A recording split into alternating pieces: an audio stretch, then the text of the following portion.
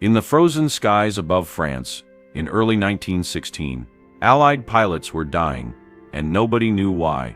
British and French reconnaissance planes would take off on routine missions and simply never come back. No distress signals, no warnings, just silence. When wreckage was found, the aircraft showed signs of expert marksmanship. Bullets clustered tightly around the cockpit and engine, but witnesses on the ground reported something strange. They said they'd seen a plane, just one plane, diving out of the sun with incredible precision, destroying its target in seconds, and vanishing back into the clouds before anyone could react. The plane was painted in colors nobody had seen before, on a military aircraft, bright red, blood red, and the pilot flying it was a 23-year-old German aristocrat named Manfred von Richthofen, who at that moment was completely unknown to the world. Within 2 years, that young man would become the most successful fighter pilot in history, credited with 80 confirmed kills, and his red aircraft would become the most feared sight in the skies over the Western Front. Allied pilots would rather turn back from missions than face him. His name would be whispered in terror in British mess halls. Entire squadrons would be redeployed to try to kill him, and he would transform aerial combat from chaotic dogfights into a calculated science of death. But here's what makes Richthofen's story truly remarkable. He wasn't supposed to be a pilot at all. He had no natural talent for flying. His instructors considered him mediocre, possibly even dangerous. He crashed multiple times during training. He showed no particular aptitude for the new technology of aviation. What he did have was something far more deadly than natural ability. He had the cold, methodical mindset of a hunter who had spent his entire childhood tracking and killing animals in the forests of Prussia. And when he applied that hunter's mentality to the chaos of aerial warfare, he discovered that killing men in the sky followed the same principles as killing deer in the woods: patience, positioning, precision, and the absolute ruthlessness to take the shot when your prey was most vulnerable. That approach would make him the deadliest pilot who ever lived.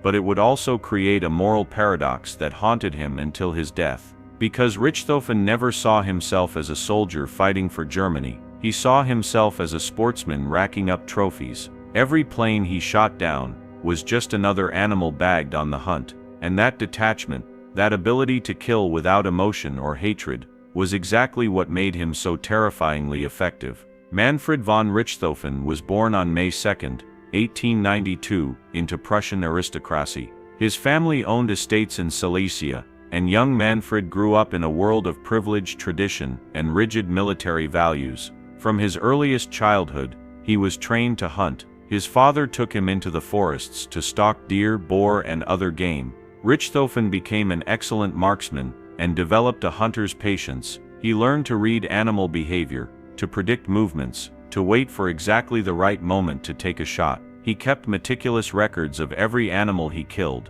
measuring antlers, preserving trophies, treating each hunt as a competition with himself to improve his technique. This obsessive tracking of kills would later transfer directly to his aerial combat career. When World War I began in August 1914, Richthofen was a cavalry officer in a Uhlans regiment. He joined the military because that's what aristocratic Prussian sons did. There was no choice, no consideration of other careers. Military service was family tradition and social obligation. Richthofen expected to fight as his ancestors had, on horseback with lance and saber, in glorious charges across open fields. Instead, he discovered that cavalry was obsolete. The Western Front quickly became a nightmare of trenches, machine guns, and barbed wire. There was no room for cavalry charges. Richthofen spent months in frustrating garrison duty, sitting behind the lines, bored and useless. He wrote letters complaining about the inactivity.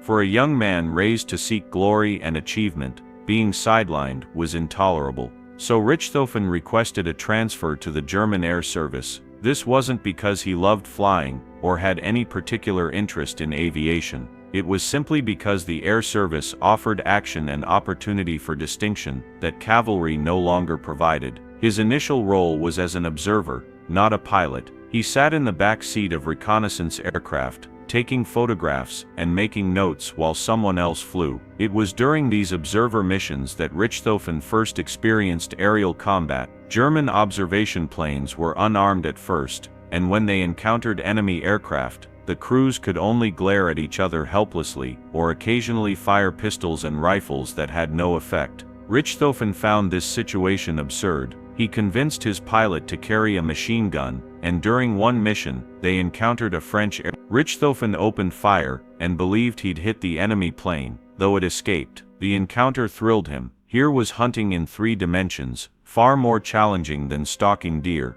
Richthofen decided to become a pilot himself. He applied for pilot training and was accepted, but his performance was mediocre at best. His instructors noted that he was a rough, heavy-handed pilot who fought the controls rather than feeling them.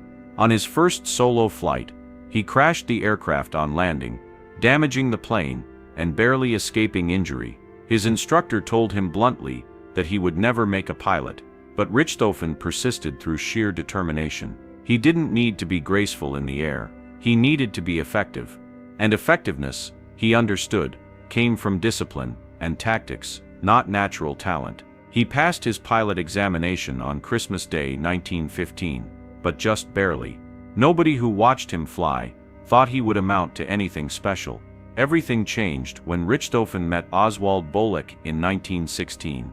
Boleck was already Germany's leading fighter ace, a brilliant pilot who was revolutionizing air combat tactics. Before Boleck, aerial combat was chaotic. Pilots flew individually, attacked randomly, and survived mostly through luck. Boleck developed systematic tactics based on physics and geometry. He understood energy management, the importance of altitude, the geometry of pursuit curves, the science of deflection shooting. He wrote down his principles in what became known as the Dicta Boleck, a set of rules that formed the foundation of fighter tactics for decades. Things like gain altitude before attacking, always attack from the sun, get close before shooting, never break off combat to deal with mechanical issues, and always work in teams to protect each other. Boleck selected Richthofen for his new fighter squadron, Jasta II, not because Richthofen was a brilliant pilot, but because Boleck recognized something in him: discipline, focus, killer instinct. Boleck taught Richthofen everything about aerial combat, not as art but as science. Richthofen absorbed these lessons completely. He studied Boleck's tactics obsessively, memorized every principle, drilled them until they became instinctive. And then he added his own innovation, the hunter's mindset he'd developed stalking game in Prussian forests. Boleck taught tactics. Richthofen added patience and ruthlessness. Richthofen scored his first confirmed aerial victory on September 17, 1916, shooting down a British aircraft over Cambrai. He was 24 years old. The kill came exactly as Boleck had taught him: altitude advantage, attack from the sun, close range, concentrated fire on the engine and cockpit. The British plane went down in flames. Richthofen felt no remorse, no sympathy for the men he'd killed. He felt satisfaction, exactly the same satisfaction he'd felt dropping a deer with a perfect shot. He wrote to a friend, describing the victory in hunting terms, talking about his prey and his marksmanship. That emotional detachment would characterize his entire combat career. He never hated his enemies. He just killed them efficiently and moved on to the next target. The kills accumulated rapidly. Within months, Richthofen had shot down 15 aircraft, making him an ace several times over. He developed his own refinements to Boleck's tactics. He became obsessed with ammunition conservation, firing in short, precise bursts rather than long sprays. He studied ballistics and deflection angles. He practiced constantly, not just flying, but visualizing combat scenarios, planning his attacks mentally before they happened. Other pilots relied on instinct and reflexes. Richthofen relied on preparation and ice-cold calculation. He approached combat the way a chess master approaches a game, thinking several moves ahead, never taking unnecessary risks, always positioning for the kill shot. In January 1917, Richthofen received command of his own squadron, Jasta 11. He immediately set about molding his pilots in his own image. He taught them to hunt in coordinated packs, not fight as individuals. He drilled them on Bolex tactics until they could execute them perfectly under stress. He emphasized survival as much as aggression. Dead pilots couldn't score victories. The goal was to kill the enemy, while losing no one on your own side. And he introduced something new, something that would become his trademark. He painted his aircraft bright red. The decision to paint his plane red was calculated psychological warfare. Richthofen understood that in the chaos of aerial combat, visibility mattered. A distinctive aircraft was easy for his own pilots to follow, preventing friendly fire and allowing coordinated attacks. But more importantly, a bright red aircraft was terrifying to the enemy. Allied pilots who saw that red plane diving toward them knew exactly who was attacking them. They knew his reputation, his kill count, his ruthlessness. That psychological impact was a weapon as effective as his machine guns. Many Allied pilots would break off attacks or refuse to engage when they saw the red aircraft. Richthofen was using fear as a tactical advantage, turning himself into a legend that preceded him into every battle. The nickname Red Baron came from Allied pilots and journalists. Richthofen himself never used it. He was a friar, which translates roughly as Baron, and his plane was red, so English-speaking troops called him the Red Baron. The name spread through trenches, mess halls, and newspapers. It became shorthand for death from above. British pilots traded stories about encounters with the Red Baron, usually emphasizing their narrow escapes.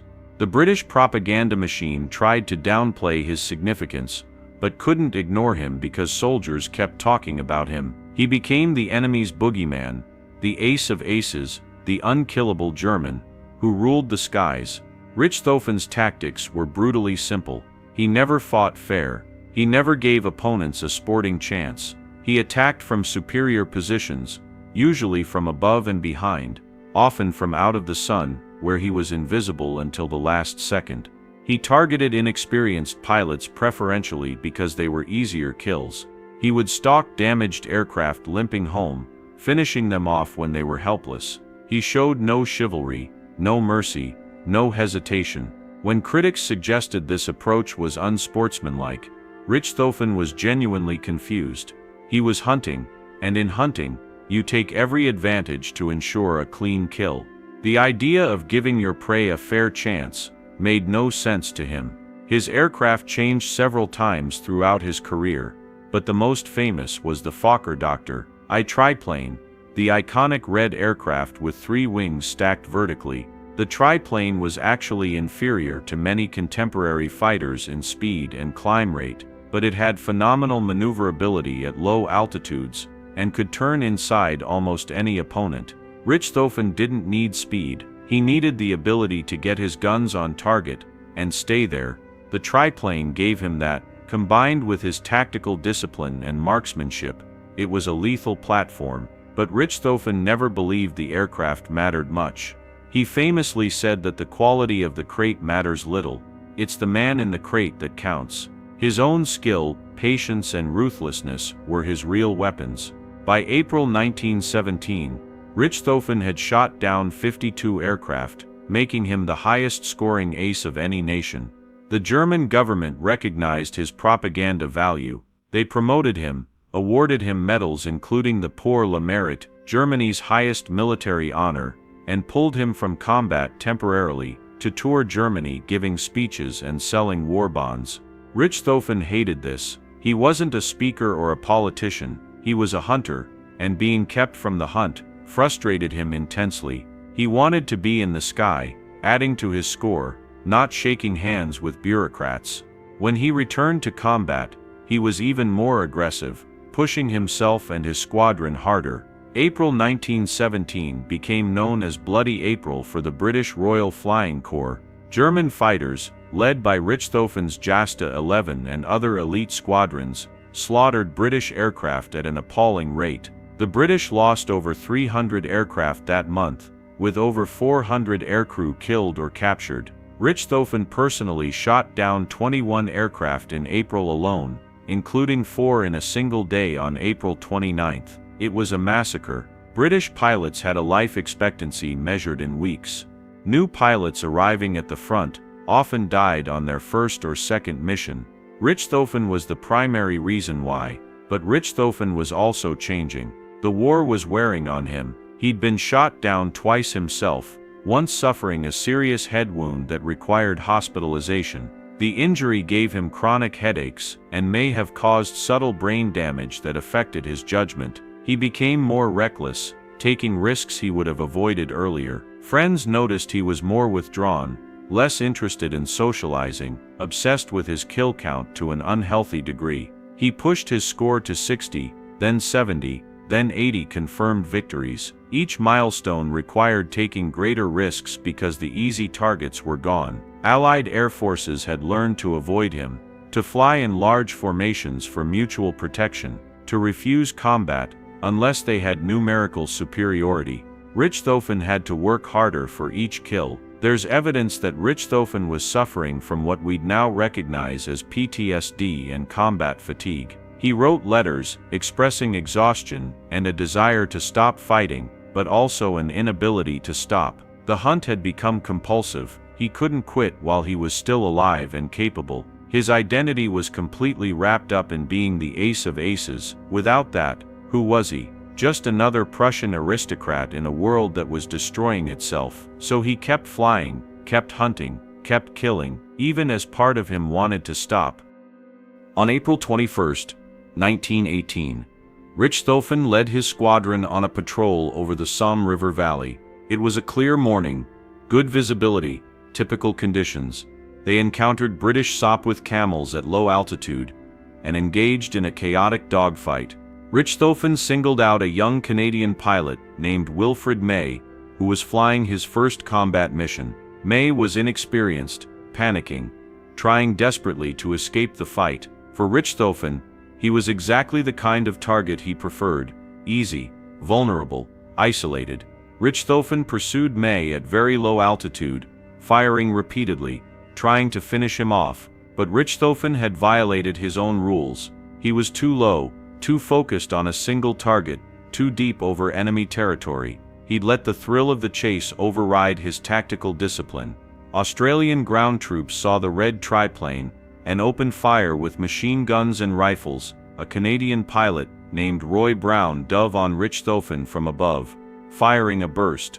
Bullets struck Richthofen's aircraft, and Richthofen himself. He was hit once through the torso, the bullet passing through his chest and damaging his heart and lungs. His triplane glided down and crash-landed in a field near the Somme. Australian soldiers reached the wreckage and pulled Richthofen out. He was still alive, barely conscious, gasping his last breaths. He died within moments, at age 25, with 80 confirmed aerial victories and countless more unconfirmed kills. The exact cause of Richthofen's death has been debated for over a century. Did Roy Brown shoot him down from the air, or did Australian machine gunners hit him from the ground? Forensic analysis suggests the fatal bullet came from below and behind, consistent with ground fire rather than Brown's attack from above. But the chaos of combat makes certainty impossible. What's clear is that Richthofen broke his own rules, got too focused on a single kill,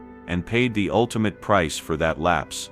Allied forces gave Richthofen a military funeral with full honors. They recognized they'd killed not just an enemy pilot, but a legend. Australian soldiers buried him near Bertangles with a proper military ceremony. British and Australian pilots attended, paying respects to a warrior they'd feared, but also admired. It was an extraordinary gesture in the middle of a brutal war. They could have dumped his body in a mass grave or displayed it as a trophy. Instead, they honored him because even his enemies recognized his skill and impact. Richthofen's legacy is complicated. He was undeniably the most successful fighter pilot in history, by kill count. 80 confirmed victories, with some sources claiming the real number was over 100. No other pilot in World War I came close. His tactical innovations influenced aerial combat doctrine for decades. His emphasis on discipline, teamwork, and systematic tactics became the foundation of fighter pilot training worldwide.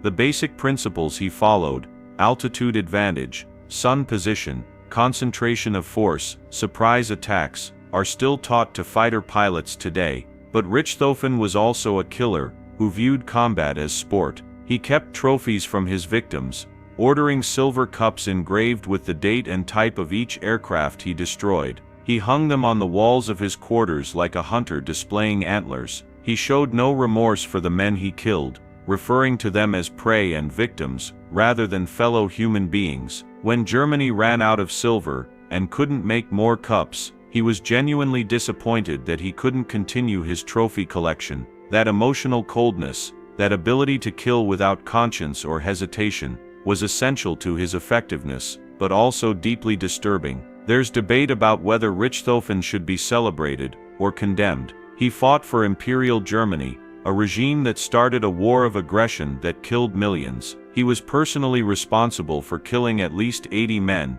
many of them young pilots with families who never came home. On the other hand, he was a soldier, following orders in a war he didn't start, and he fought with skill and courage within the accepted rules of combat at the time. He wasn't a war criminal or a fanatic. He was a professional warrior doing his job with exceptional competence. What's undeniable is that Manfred von Richthofen changed aerial warfare forever. Before him, dogfighting was chaotic and individual. After him, it was systematic and coordinated. He proved that air combat could be studied, analyzed, and mastered like any other skill. His tactics saved German pilots' lives by giving them a framework for surviving and winning aerial duels. His psychological warfare, particularly his Red aircraft, showed that fear and reputation were weapons as important as bullets, and his obsessive kill tracking established the cult of the ace, the idea of fighter pilots as individual warriors whose personal scores mattered, which influenced military aviation culture for generations. The Red Baron became a myth that transcended the man. After his death,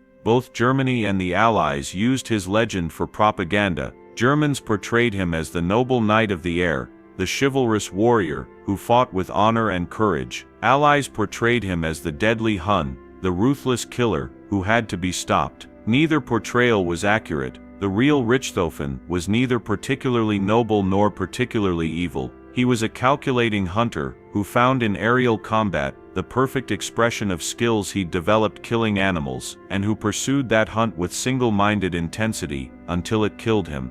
His red triplane became one of the most iconic images of World War I, instantly recognizable even to people who know nothing else about the conflict. Models of his aircraft are still sold worldwide. His name is synonymous with aerial combat excellence. But that fame obscures the human reality.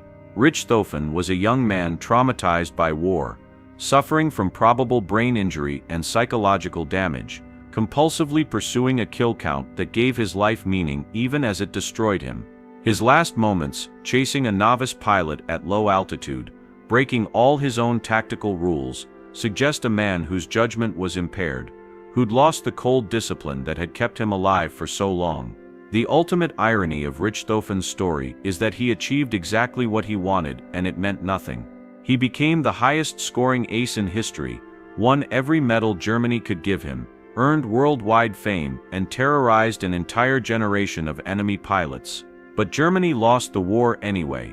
All his victories, all his kills, all his tactical genius couldn't change the strategic reality that Germany was outmatched and doomed.